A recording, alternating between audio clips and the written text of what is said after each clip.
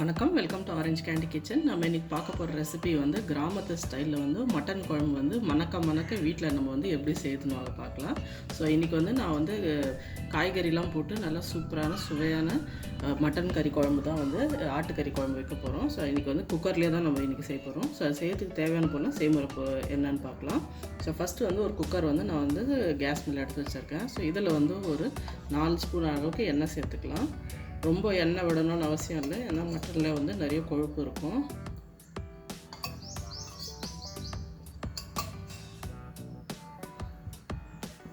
எண்ணெய் வந்து சூடானோம். இதில் வந்து நம்ம வந்து 1/4 டீஸ்பூன் அளவுக்கு வந்து சோம்பு சேர்த்துக்கலாம். ஒரு 3 கிராம்பு, அப்புறமா வந்து 1/4 டீஸ்பூன் அளவுக்கு வந்து கடுகு, ஒரு பிஞ்ச் அளவுக்கு வந்து சீரகம், ஒரு பெரிய துண்டு வந்து கல்பாசி, ஒரு பிரிஞ்சி இலை, அப்புறம் நம்ம யூஸ்வலாக ஆட் பண்ணுற கரம் மசாலா, அதாவது 2 ஏலக்காய், ஒரு துண்டு ஜாதி பத்திரி, அப்புறம் 1 இன்ச் அளவுக்கு வந்து பட்டை, அப்புறமா ஒரு வந்து மராட்டி மொக்கு, இது எல்லாமே சேர்த்துக்கலாம். இதில் வந்து காரத்துக்கு வந்து 2 பச்சை மிளகாய் வந்து சின்ன சைஸில் வந்து நீட் வாட்டில் கீறி போட்டிருக்கேன். இது கூட வந்து ஒரு பெரிய சைஸ் வெங்காயம் வந்து பொடியாக நறுக்கி வச்சுருக்கேன், அது சேர்த்துக்கலாம். வெங்காயம் வந்து லைட்டாக புதுசாக வர வச்சு நல்லா வதக்கிக்கலாம்.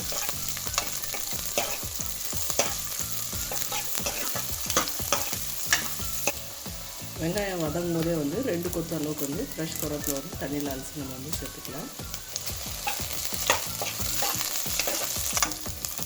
வெங்காயம் வந்து நல்லா பிங்காக வதங்கிடுச்சு. ஸோ இந்த ஸ்டேஜில் வந்து நம்ம தக்காளி சேர்த்துக்கலாம். ஸோ இதுக்கு வந்து நான் வந்து 2 பழுத்த தக்காளி வந்து பொடியாக கட் பண்ணி வச்சுருக்கேன், அது சேர்த்துக்கலாம்.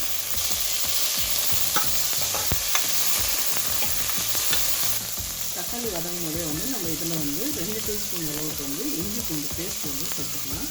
இப்போ நல்லா இஞ்சி பூண்டோட பச்சை வடை போடுறதுக்கு வதக்கிக்கலாம். நம்ம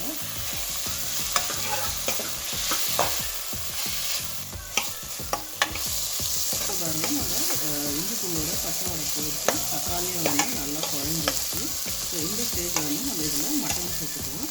ஸோ நான் இன்றைக்கி வந்து ஒரு 300 கிராம் அளவுக்கு வந்து மட்டன் எடுத்துருக்கேன். நல்லா க்ளீன் பண்ணி வச்சுருக்கேன், நல்லா பொடியாக கட் பண்ணி வச்சுருக்கேன். ஸோ அது வந்து இதில் சேர்த்துக்கலாம். நம்ம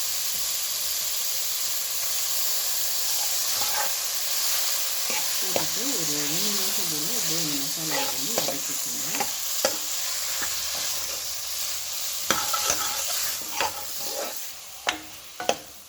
ஒரு நிமிஷம் போல் மட்டனை போட்டு நம்ம இந்த வெங்காயம் தக்காளி இதில் வந்து வதக்கியாச்சு. அடுத்ததாக வந்து நம்ம இதுக்கு தேவையான காய் சேர்த்துக்கலாம்.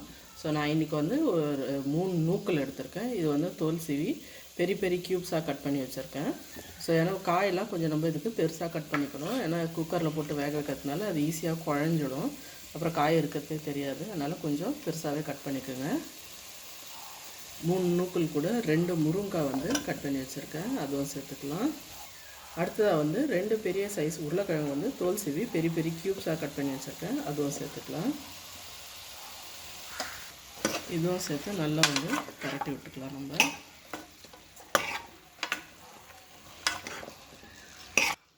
இப்போ காயெல்லாம் சேர்த்துட்டு 1 நிமிஷம் போல் நல்லா வந்து மட்டனோடு சேர்த்து பரட்டியாச்சு. அடுத்ததாக வந்து நம்ம இதுக்கு தேவையான மசாலாலாம் சேர்த்துக்கலாம். ஸோ இதுக்கு வந்து நல்லா 1/4 டீஸ்பூன் அளவுக்கு வந்து மஞ்சள் தூள் சேர்த்துக்கலாம். அப்புறம் இது கூட வந்து 2 டேபிள் ஸ்பூன் அளவுக்கு வந்து நான் குழம்பு மிளகாத்தூள் சேர்த்துக்கிறேன். இன்கேஸ் உங்கள்கிட்ட குழம்பு மிளகாத்தூள் இல்லைன்னா வெறும் மிளகாத்தூளும் மல்லித்தூள் அப்புறமா சீரகத்தூள் அதெல்லாம் கொஞ்சம் சேர்த்துக்கோங்க. குழம்பு மிளகாத்தூள் சேர்த்தா நல்லா நம்மளுக்கு கிராமத்து ஸ்டைல் வந்து மனம் வந்து நல்லாயிருக்கும். அப்புறம் இது கூட வந்து 1 டீஸ்பூன் அளவுக்கு வந்து கரம் மசாலா சேர்த்துக்கிறேன். அப்புறம் இது கூட வந்து 2 டீஸ்பூன் அளவுக்கு வந்து மட்டன் மசாலா சேர்த்துக்கோங்க. இது நல்ல ஒரு ஃப்ளேவர் கொடுக்கும். மார்க்கெட்டில் கிடைக்கிற எந்த பிராண்ட் வேணாலும் நீங்கள் யூஸ் பண்ணிக்கலாம். இதுக்கு சேர்த்துட்டு கொஞ்சம் நல்லா பரட்டி விட்டுக்கலாம்.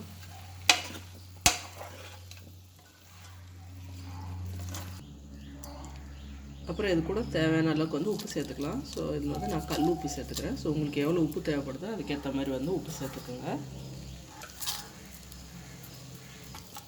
உப்பும் சேர்த்துட்டு நல்லா வந்து நல்லா கலந்து விட்டுக்கலாம். ஸ்லைட்டாக ஃப்ளேம் வந்து மசாலாவில் ஆட் பண்ணோன்னே லோ ஃப்ளேம் பண்ணிவிடுங்க. ஒரு நிமிஷம் போல் அந்த மசாலாலாம் பச்சை வடை போகிற வரைக்கும் லோ ஃப்ளேம்லேயே வதக்கிக்குங்க. இப்போ இதில் தண்ணி சேர்த்துக்கலாம். ஸோ இதில் வந்து நான் வந்து 6 கப் அளவுக்கு வந்து தண்ணி சேர்த்துக்க போகிறேன்.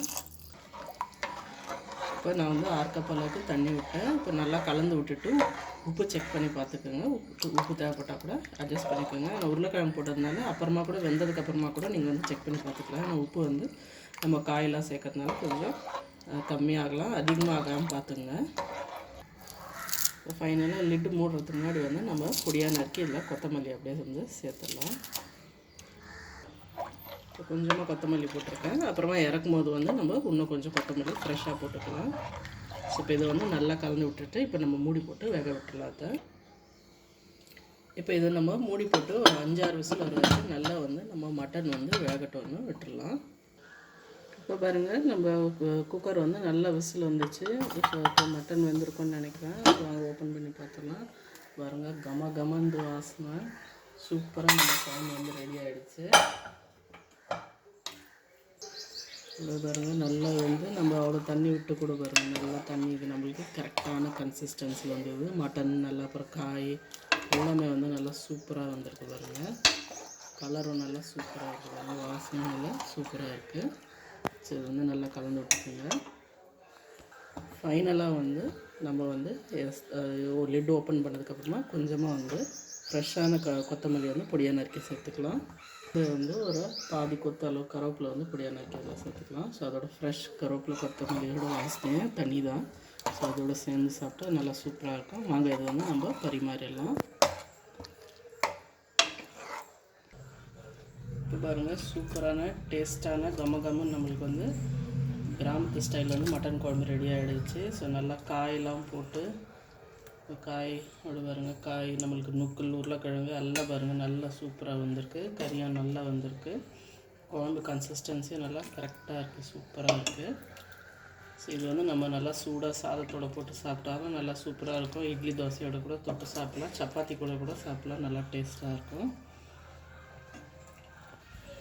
இப்போ பாருங்கள், சூப்பரான கமகமன்னு நம்மளுக்கு கிராமத்து ஸ்டைலில் வந்து மட்டன் குழம்பு வந்து காயெல்லாம் போட்டு ரெடி ஆகிடுச்சு. கண்டிப்பாக இந்த ரெசிபி ட்ரை பண்ணி பாருங்கள். ட்ரை பண்ணி பார்த்துச்சு எப்படி இருந்துச்சு வந்து கமெண்ட் செக்ஷனில் சொல்லுங்கள்.